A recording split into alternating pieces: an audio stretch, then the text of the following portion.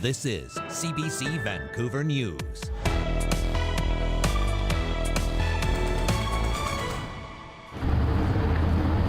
A Vancouver restaurant left destroyed after a car crashed into it.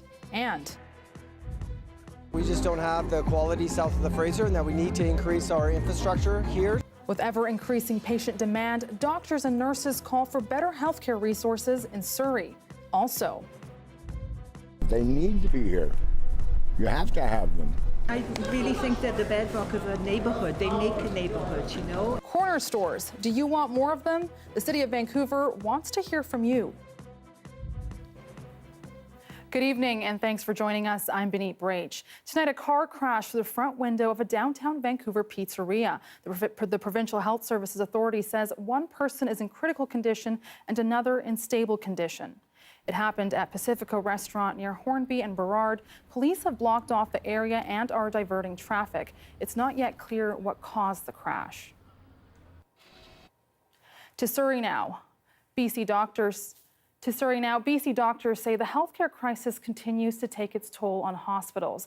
Healthcare workers and residents rallied together today, demanding more equitable healthcare solutions in Surrey. While the province says there has been progress, doctors say patients are still suffering from healthcare challenges. Our Liam Britton was there. Outside Surrey City Hall today, about 200 people are here with a message for government that healthcare in the city is in critical condition. People here say patients are suffering. Primary care, like family doctors, too often inaccessible, and wait times too long at Surrey Memorial. Dr. Randy Gill led the event. He's an ER doc at that hospital. We do not have any of the interventions that we need south of the Fraser, and that causes delay of care for us. So and our population is exponentially growing, and we have to take a stance now before it's too late. This widow says it is too late. She says her late husband, Dr. Andy Jessel, died from a heart attack. He had to be taken from Surrey Memorial to Royal Columbian in New West, where there was a cardiac catheterization lab. He died on the way. Although we cannot predict the outcome of what could have happened if a cardiac catheterization lab had been available immediately to my husband, what we can say with certainty is that he was not given the equal opportunity for equal treatment because he lived south of the Fraser River. Equity was a word used by many.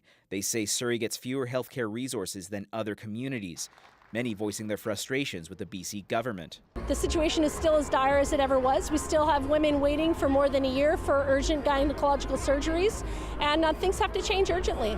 Yesterday, the health minister highlighted progress on a 30-point plan to improve care in the Fraser Health region, including the hiring of over 200 staff at Surrey Memorial.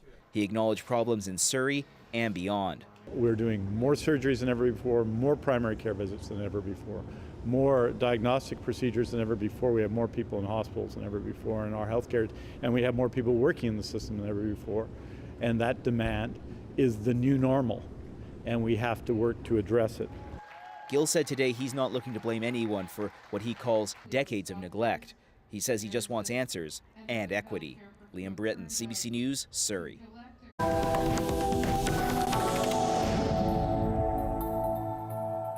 The death toll from last night's earthquake in Morocco has now passed 1,300, and that number is expected to rise. The epicenter of a 6.8 magnitude quake was in a mountainous area southwest of Marrakesh. The CBC's Philip Lee Chanook has more from those who witnessed the destruction.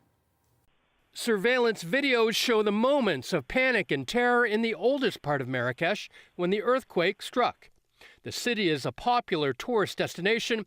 This traveler from Australia barely had time to get out. The room started shaking. There's no other way. We was going backwards and forwards and everything started moving and pictures started moving, and so we've just grabbed some clothes and our bags and we raced out. Authorities report thousands of people are injured, hundreds critically. People slept outside on the streets in the aftermath. The owner of this guest house says many were fearful that aftershocks could bring down unstable buildings. It's so violent and you almost can't remain standing. But quickly I knew I had to get out of the building. I feared that the building was going to collapse. The morning after, residents surveyed the damage and began cleanup. And although Marrakesh is far from the epicenter, the damage was extensive. The quake was centered in the Atlas Mountains, about 75 kilometers away. This geologist says it's uncommon for seismic activity of this magnitude to hit the area. These events on this scale are infrequent, and they're maybe once a century or even less frequent. He says buildings in the area were not constructed to withstand such an event. You've got buildings already structurally unsound because of the original earthquake, so there could be some more building collapse, and certainly rescuers are putting their lives at risk. The Moroccan military has deployed drones to get aid to isolated areas where roads have been blocked by debris. As rescuers gain access to the mountainous areas, authorities fear the number of dead could rise significantly.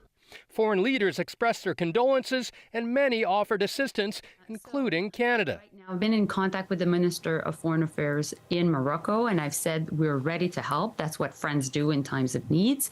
And so we are helping.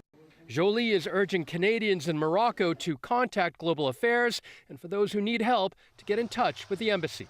Philip Lishanok, CBC News, Toronto.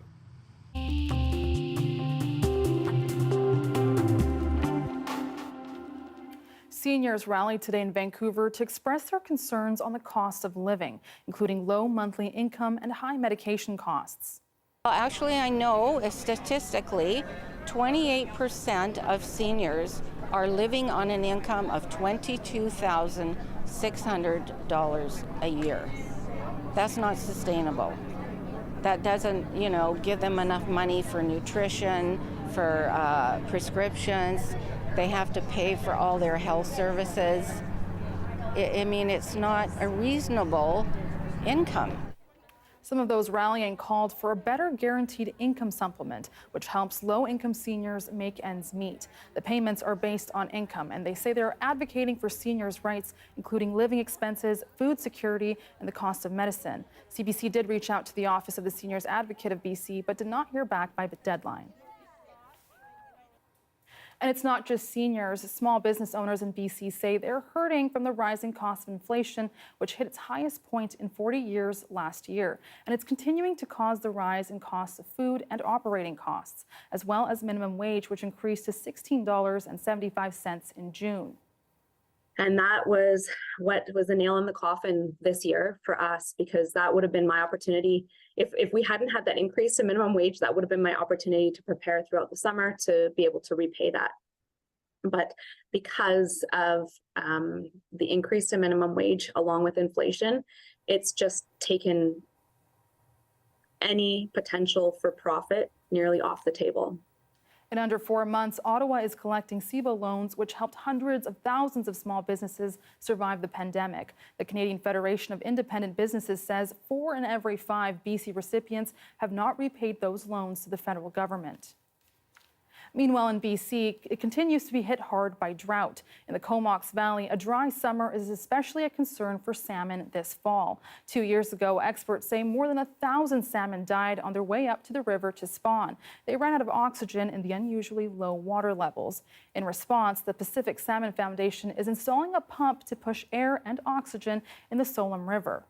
I don't think anybody that's involved in this really wants to have to do these kinds of projects. We would ideally like natural conditions and the resilience and adaptability of salmon to be enough for salmon to be able to get home, to do their spawning, for the juveniles to rear and complete their life history. But with these extreme conditions and with the changes that human development has brought to the landscape, we're not sure what's going to happen. But starting Monday, all residents of the Comox Valley will be at a level 3 water restrictions. That means no lawn watering, pressure washing, no washing cars or boats, and no filling pools, hot tubs, or ponds. Hand watering is allowed, as is micro or drip irrigation. There is no significant rain in the forecast yet. After a serious crash earlier today in East Vancouver, BCEHS says 4 people were sent to the hospital. 1 is facing life-threatening injuries. BC Emergency Health Services said 1 patient is in critical condition, facing life-threatening injuries, and 2 others are stable. BPD says the cause of the collision is under investigation. A Victorian man is grateful to be alive after his parachute malfunctioned. The skydiving instructor was supposed to be dropping into the University of Victoria's annual soccer event, Thunderfest, when it happened. Take a look. Seconds after I left the plane, I opened the parachute, I looked up and realized that it was in some line twists. I attempted to clear the line twists and realized that they weren't getting better. The parachute was actually getting me in a pretty nasty spin, and at that point I realized it's time to get rid of the main parachute and roll over and open the reserve. Vos has been a skydive instructor since 1988, and in those 35 years, he's done a lot of training for this moment. While he's glad to have landed safely, he's unable to locate the parachute he detached. If anyone finds it, they are asked to contact UVic campus security. Well, when it comes to corner stores, the City of Vancouver wants to know your thoughts. It has opened up public consultations for how to support and potentially expand the neighborhood businesses. CBC reporter Rafferty Baker has more. They're independent shops, sometimes including a cafe, corner stores. The very idea stirs up a bit of nostalgia. They need to be here. You have to have them. When we were kids, there was corner stores just about everywhere. We're lucky here in Strathcona. We have a handful of them, but most neighborhoods don't have any. But they used to be everywhere. People become regulars and shopkeepers become central figures in the neighborhood. We have like sandwiches or a sort of stuff too. So that's why, I believe it's really important place here for, people who live around here, maybe. At Wayne Grocery in the Strathcona neighborhood, Sam Sue says 99% of the people that come in are wonderful. It's good people. Yeah. I buy stuff that I don't want to have to go down to the big store, travel all the way down to No Frills. I try to stay away from the big stores because I value these stores. This is a typical corner store family that has worked here probably for 20 years, and we support them. But they're slowly disappearing from neighborhoods. In Vancouver, officials say there are now 88, but only 40 of those are neighborhood grocery stores. The city is looking for feedback on whether to allow more small neighborhood businesses. Taxes should be lowered so they can lower their prices. I would say do whatever you can to make it easier. We had friends running a corner store, and then all of a sudden there was a bunch of zoning trouble that came up, and I think it seemed like the city was trying to put up barriers that were not needed. And the whole community wanted the corner store there. They're the backbone of the city. This is what built this city, these corner stores. And I don't understand the zoning department, why they're allowing these corner stores just to fade away. Pop-up engagement events are happening around Vancouver this weekend, and a survey is open until October 10th. Rafferty Baker, CBC News, Vancouver. The City of Burnaby officially kicked off the opening of their new community centre, named after Burnaby's very own soccer superstar, Christine Sinclair. When I started my soccer journey right here in Burnaby, honestly, I never would have thought I'd be standing back here in my hometown in front of a community center with my name on it. Although the facility was named more than 2 years ago, the city decided the center needed an official dedication ceremony. Sinclair says she hopes the community center will continue to provide development opportunities for youth. World champion b-boy Philip Kim, also known as Phil Wizard, is set to make his Olympic debut at the 2024 Summer Games in Paris. The 26-year-old from Vancouver shares his journey as a professional breakdancer. I thought about giving up many times, but something inside me pushed me forward. When I started in Vancouver, there was a local crew called the Now or Never crew. They were performing in front of the art gallery, and I saw it and I was kind of blown away. I thought, oh, this looks super cool. I want to give it a try. And that was kind of my introduction to the dance. I'm definitely excited to hopefully go to the Olympics and also the Pan Am Games as well. It should be a lot of fun. But at the same time, my kind of mentality with breaking, with any event that I go to, is I just kind of take it with a grain of salt. I'm going to have the best time that I can. I'm going to do the best that I can.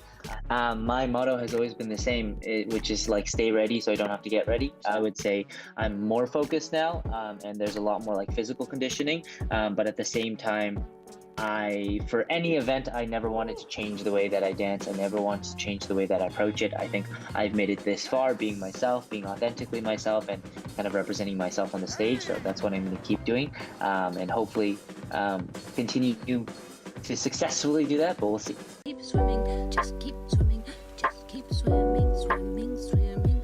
There are so many characters. It's like watching a superhero movie. Like, it's like trying to compare Batman and Superman. They're very different, you know? And maybe one day Superman will win, maybe one day Batman will win, but they approach, the way they approach whatever they do is super different, but they're equally as powerful. And I'm looking forward to more people saying it. What am I chasing now? The Team Canada dream. That's kind of the biggest thing and the biggest opportunity that comes from something like the Olympics. It's a platform that we normally would not have access to, and so it's people that normally would not see breaking, and that's the most exciting thing for me, for people to see it and fall in love with it, like I said, because when I was a kid, this was what I fell in love with. This was everything to me, and I hope to see that spark in other people as well.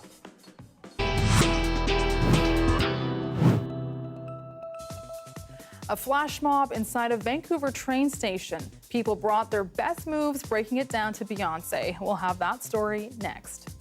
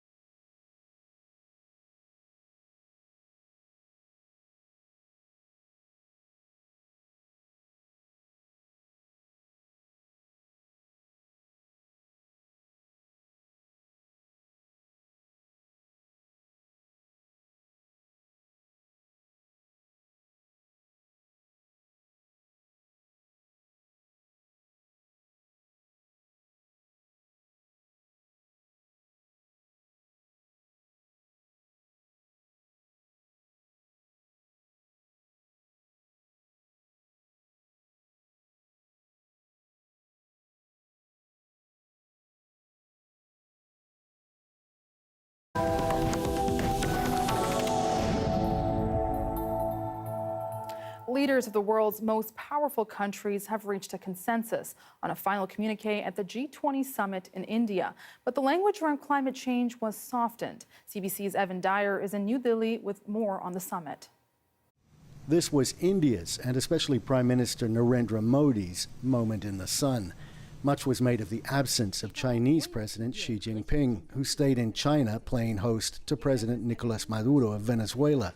In the end, the main loser appears to have been Xi. Xi Jinping, of course, thought it would, be a snub, rain on Mr. Modi's great parade.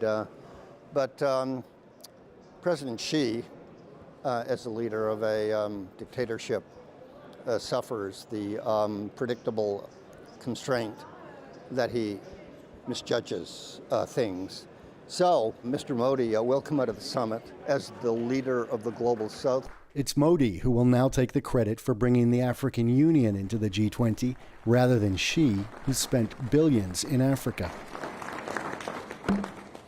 And Modi also surprised many by achieving a joint declaration that all 20 countries, including Russia, signed onto. But he achieved that by using weaker language on the Ukraine war than last year, with little mention of Russia and no clear targets for greenhouse gas reductions. A senior Canadian official said that Canada had pushed hard for tougher language on Ukraine, but in the end settled for the strongest statement it could get. Not strong enough for the Ukrainian government, which posted its own version of the statement with corrections. We're grateful to the partners who tried to include strong wording in the text, said a spokesman. However, in terms of Russia's aggression against Ukraine, G20 has nothing to be proud of. Tomorrow, Trudeau will get a chance to tell Modi what he thinks when he meets the Indian Prime Minister for an informal pull-aside before heading home to Canada. Evan Dyer, CBC News, New Delhi.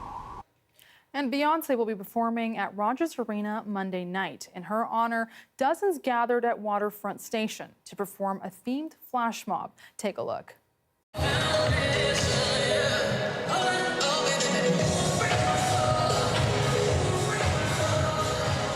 The little ones all the way to like the whole community, everyone of all ages joining in. It was really fun. So TransLink approached us. They have a program called Art Moves, which brings artists, musicians, dancers, poets into the SkyTrain system.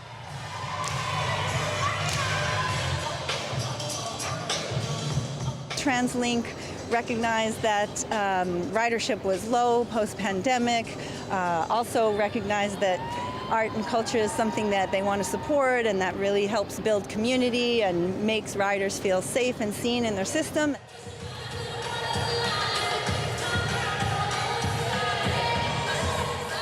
You know, once music started and then watching other people dancing, we just grooving around.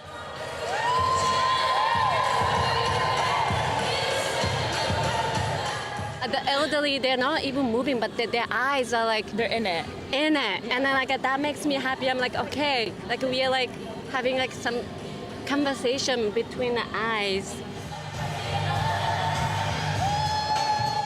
In the ultimate present state. Yeah. I guess because you're so connected. Like we look at each other and we're like, oh, we're in this thing together. And seeing them dance in the public, no fear, doing what they love to do, is actually like gave me and gave us like some energy to create, inspired us a lot. I think art can give people heal, people can connect together to do things like this so that we can use the tool of art or dance to bring the people together and feel the love, and then we can share the love. Of course, we know the Queen, Beyonce, is coming on Monday, and who doesn't love Beyonce?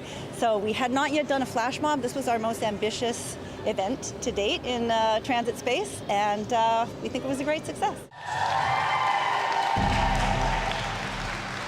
Here's a live shot of Burrard Inlet facing the North Shore. I'll have your full forecast next.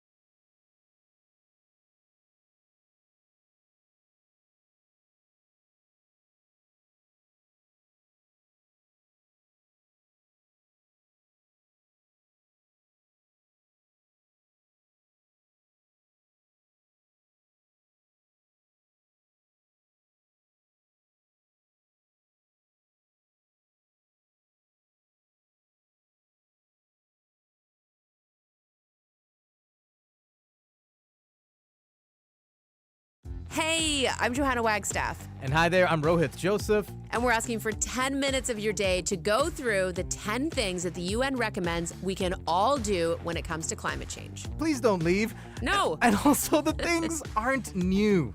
We are just wired to not do them. We promise you to help you figure out your brains, and you and your people can make better choices to combat climate change. 10 Minutes to Save the Planet is available now on CBC Listen and everywhere you get your podcasts. Hi, I'm Amy Bell, and here's what's in your CBC Vancouver inbox. September is Literacy Month. Have fun and support the cause by joining CBC Vancouver's Dan Burritt at Dakota's Teen Trivia Challenge on September 27th. For tickets, register at dakota.ca. And never miss a special programming, series, event, or contest. Subscribe to CBC Vancouver's e-newsletter at cbc.ca/Vancouver inbox and keep connected with us. We're sharing really important information with the public, and I feel like this is exactly what our job is, especially as the public broadcaster, especially in morning radio. That's incredibly important. All right, let's take a look at your BC-wide weather forecast. Let's start with current temperatures. We're looking at 16 degrees in Vancouver, 17 degrees on the island in Victoria, Port Hardy at 15 degrees, and it's warmer out in Hope where it's 20 degrees. Now let's move on to what we can expect tomorrow.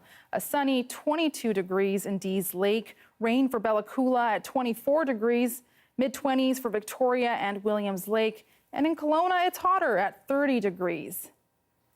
Now let's take a look at your Metro Vancouver. Here's your 5-day forecast. It's a mix of sun and clouds this week. Sunday at 20 degrees. Monday, we're going to see some rain. It's also going to be 21 degrees then as well. A sunny Wednesday also making its way over. So it's a little bit cooler, but I'd say it still feels like summer. And that is your late news for this Saturday. Thanks for watching. For news at any hour, you can always go to our website, cbc.ca/BC. Good night.